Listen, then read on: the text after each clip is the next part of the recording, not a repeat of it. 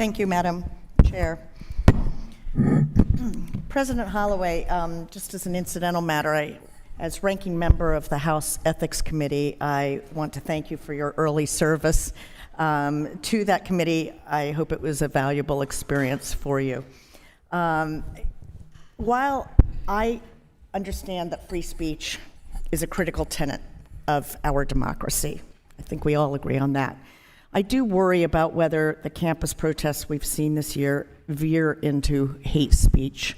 Thankfully, the protests on the campuses in my district, Pennsylvania 7, which hosts a number of wonderful schools like Lehigh University, Muhlenberg College, Lafayette College, and so forth, the protests have been peaceful and respectful, and I'm deeply appreciative of our students for that. Let me also say that I commend the restraint shown by some of you in not creating a police state on your campuses. There is a fine line between law and order and oppression of the right to protest. And that's a really fine line, and I respect the very difficult job you've all had this year. As a Jewish mother of 2 young adults, I have to say that I am deeply saddened and dismayed by the increased evidence of anti-Semitism across our country and around the world. And much as I truly believe that college is a place where young people learn to think critically, I also have some concerns about whether students are getting enough guidance on this issue from administrations. So I want to start, President Schill. 7 members of your advisory committee on preventing anti-Semitism and hate, including the co-chair, resigned after the university brokered an agreement with encampment organizers. In a follow-up statement, the university claimed that the committee's charge and its work remain incredibly important to our community. Our commitment to protecting Jewish students, faculty, and staff is unwavering. My question is, why did Northwestern fail to consult with that committee before yielding to the demands of the protesters? That was never in the purview of that committee. That committee was designed to assess the extent of anti-Semitism on campus and then to propose educational and other ways to deal with it. It wasn't to deal with an existing encampment. And quite honestly, there were, I believe, 16 members, 17 members, most of whom didn't have expertise in this area.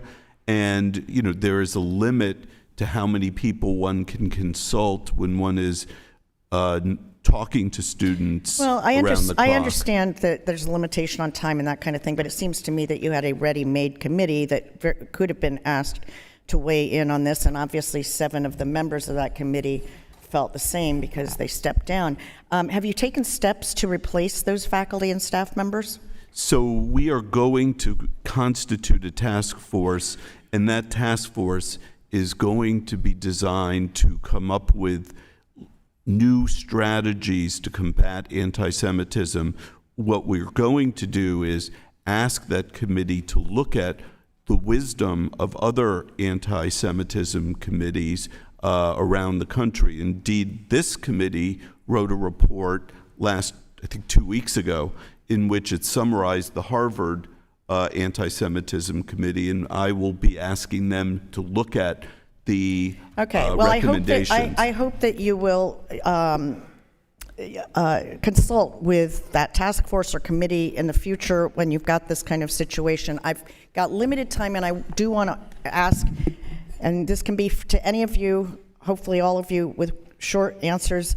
As we are looking forward to the fall semester, obviously we have the potential for ongoing challenges in this regard with respect to campus protests and encampments and potential violence. What are your administrations doing now or planning to do over the summer to prepare for the next school year? Why don't we start with you, Chancellor Block? Yes, so I will not be there this fall, but I would seriously recommend that during our orientation this coming summer, we spend extra time discussing these issues about respectful protest, time, place, and manner, and we make sure that our students are prepared for what the rules are with regard to Mr. Lawrence? appropriate protest. I think these are always learning opportunities on our campuses, and we shouldn't be surprised in a polarized time and a challenging time for the nation that we see that exhibited on campus. So I think this is an opportunity to talk about protests, but also about a conversation over differences, and all of us on campus and throughout the society can play a role of role modeling for students how we have conversations between and among people who have very strong differences of opinion on fundamental issues. Exactly. That's exactly my point. And I know my time has run out, so what I would ask of all of you is that you give very careful consideration to how you're going to approach this in the upcoming school year, and perhaps submit to the committee your ideas, which I hope will be some sort of template for other schools. Thank you very much. I yield back, Madam Chair, and thank you for the Thank accommodation. you, Ms. Wild.